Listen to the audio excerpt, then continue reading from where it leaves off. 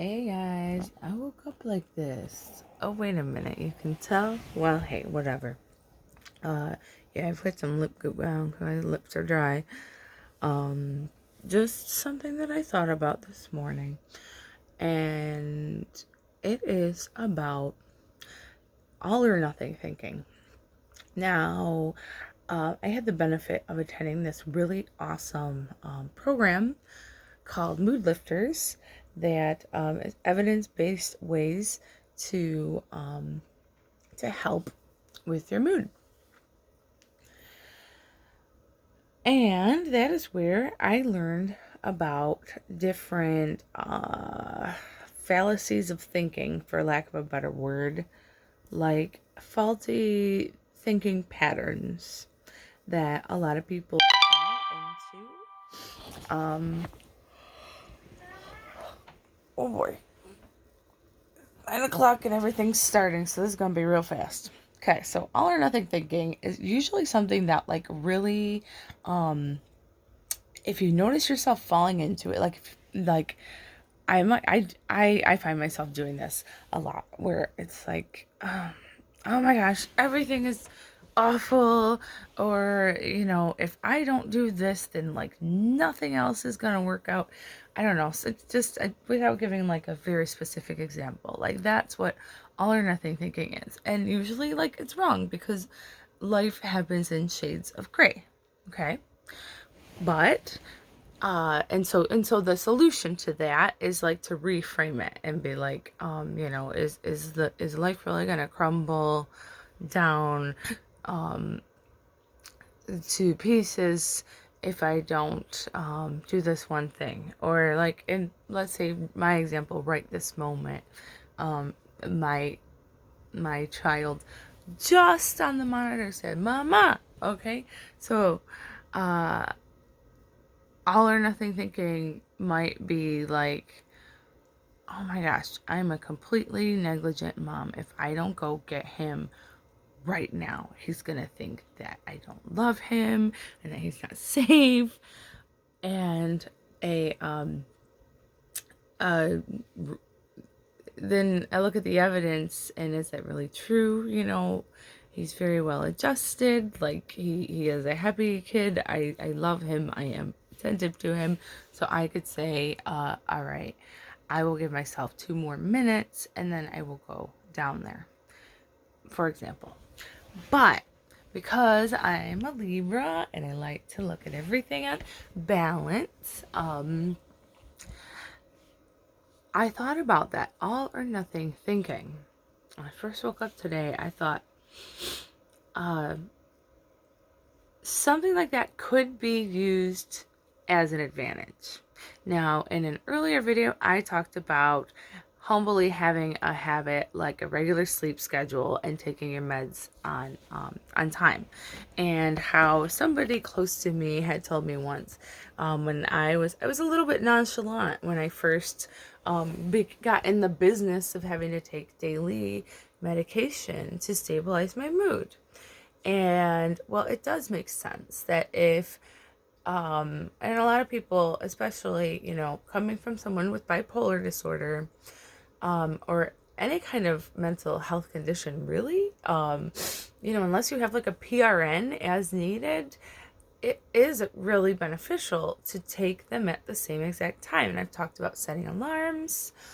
But for me, that was a process, because when I first started taking them, it would be like, oh, oops, you know what? I didn't take my lithium this morning. Or oops, I didn't take my Depakote at the right time. These are mood stabilizers, used as mood stabilizers. And somebody very close to me was like, what do you mean you forgot to take your meds? If that were me, I would feel that it's kind of like I would take them like it was my job. It was a tough pill to swallow, but they were right. Because if everything hinges upon me being stable, and the medications help me to attain and maintain that, then why would I not consistently take them as prescribed? And so, this, I believe, is one instance where having something like an all or nothing thinking is beneficial. Like, I want to have 100% compliance, because if I think that it's all right here and there, if I miss one or two, well, those add up. It's like back in the day when I used to take birth control. And this was many, many years ago. And I really sucked at taking it at the exact right time. And that's one of those things where you really have to have like 100% compliance. If you have, it says like on the instructions, if you have maybe one day a month or something where you take it plus or minus an hour or something, then just take it as soon as you remember and like use a condom that month, but I would have like 4, 5, 6 times in the month where I didn't take it at the exact right time, and so it messed with my cycle, and I never felt like I could use it as a reliable form of protection. Hashtag IUD for the win. Um, that's another topic, but that was actually related to me taking Depakote, because some of these meds are really related to birth defects, and that was one of them. So I really didn't want to. I wanted to make sure at that stage of my life when I was taking that medication that I did not become pregnant. So anyway, so all or nothing. Another way of looking at it is like, don't break the chain. I think that was like Jerry Seinfeld.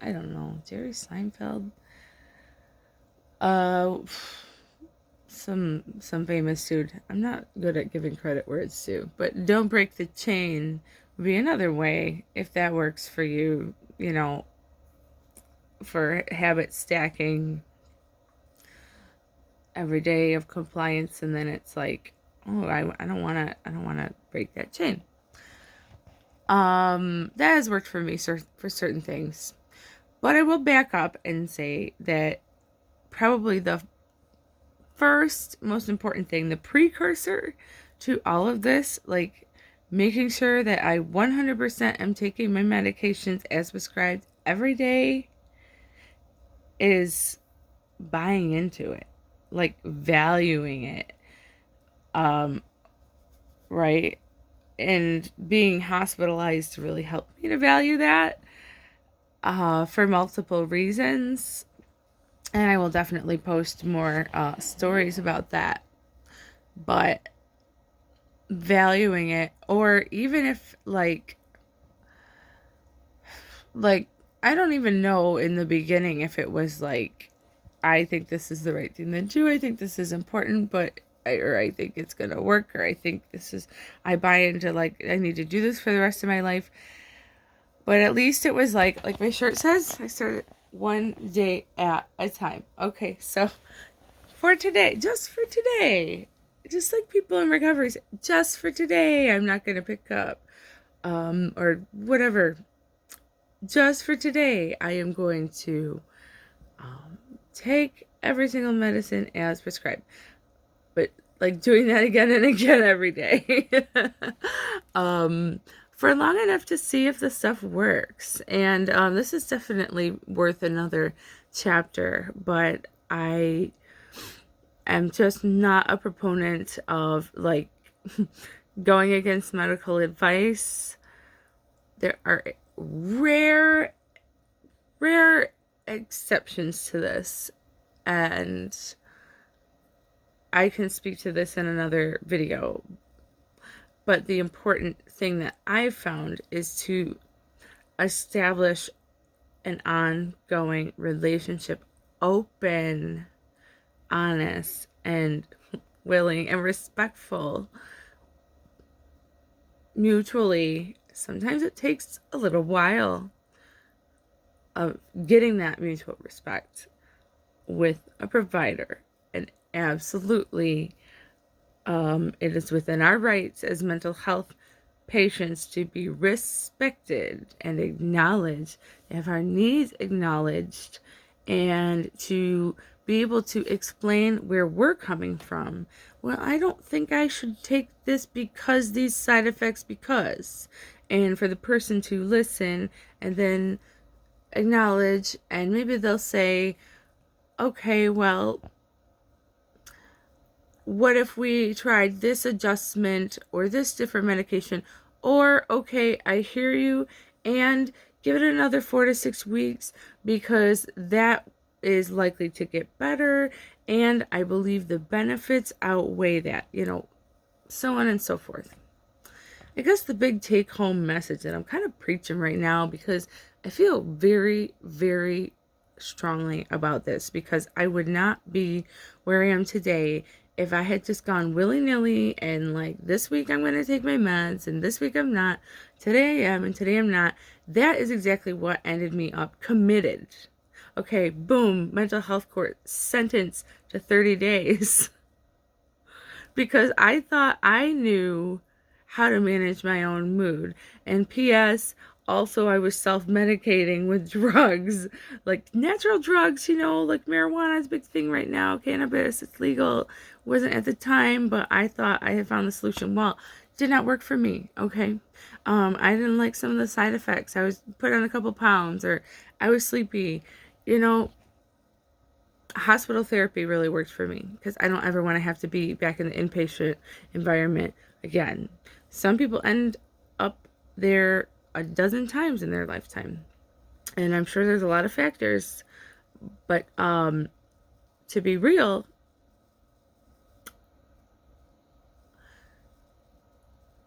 I think that a lot of the time, non-compliance sounds like such a harsh term, but it just means not following doctor's orders, not taking the meds as prescribed, is a big reason. Certainly not the only reason. And sometimes, like, the really tough, shitty thing about bipolar that can be frustrating and challenging and everything else is like, okay, all right, I'm tired of being hospitalized. I'm doing all that, and I'm still not where I want to be mood-wise. And that does happen.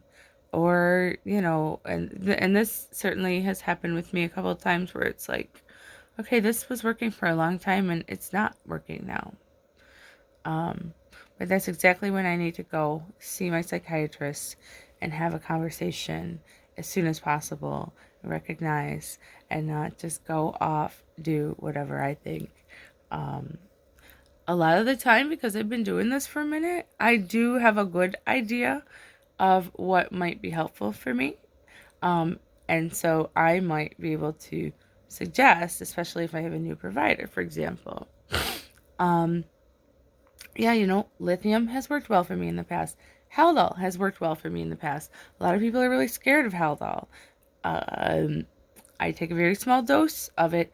I actually now have it as needed, PRN, which, by the way, I think that's like a big win, right? If you have an antipsychotic as needed, prescribed as needed, then you must really have some self-awareness and some recovery, that the provider trusts that you will give yourself a dose of Haldol to prevent psychosis. So, hey, pat myself on the back here. I hope this post doesn't come off as too self-righteous. Anyway, and yes, I already did take my meds this morning because I got practice what I preach.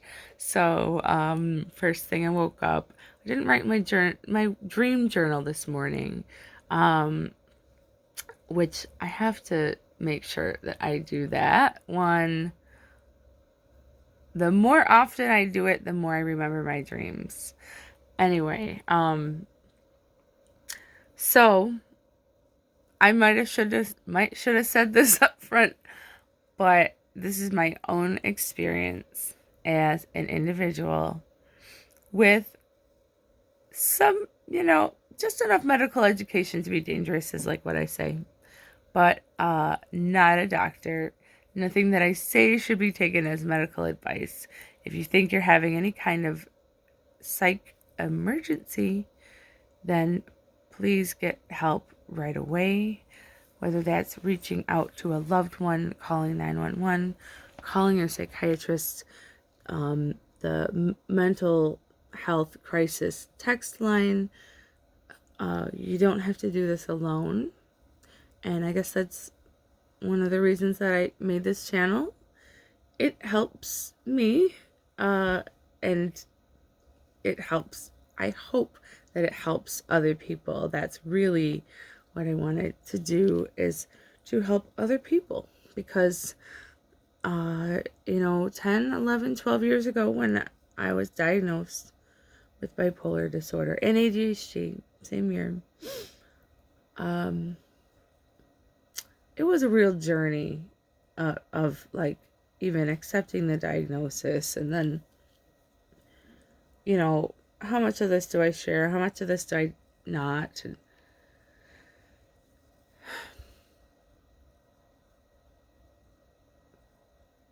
I guess I've just gotten to a point where it's bigger and more important than me. And I'm not trying to run around and hide who I am. That doesn't mean that I go tell everybody everything. But like I think it's so important to advocate for mental health awareness. And I think that